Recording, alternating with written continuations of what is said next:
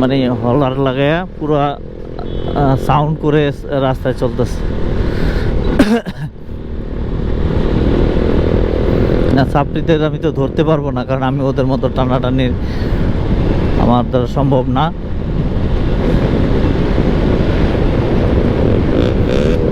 এই যে মামায় অটো ঘুরিয়ে দিল রাস্তায়।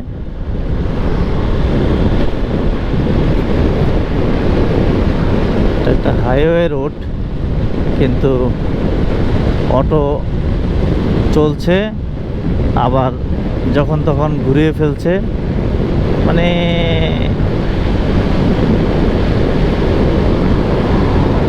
অটোর নিয়ন্ত্রণ আসলে সরকারও পারছে না।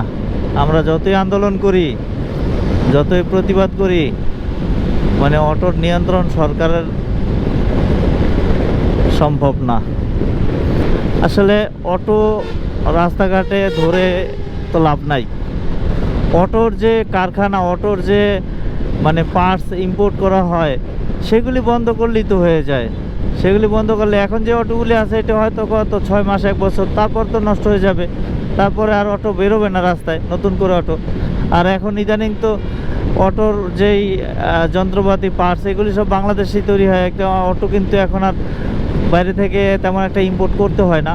হ্যাঁ, কিছুটা করে, কিন্তু এটা যদি এই ওয়ার্কশপগুলি, এই যে চার্জের গ্যারেজগুলি, এগুলি বন্ধ করতে পারতো সরকার। এগুলি তো পারে, এগুলি তো তার নিয়ন্ত্রণে।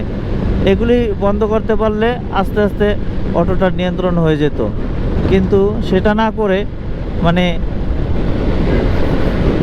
গাছের গোড়া না কেটে মানে ডাল কাটতেছে, মানে মাথায় পাতা কাটে। তো এইগুলি তো হাস্যকর বিষয়।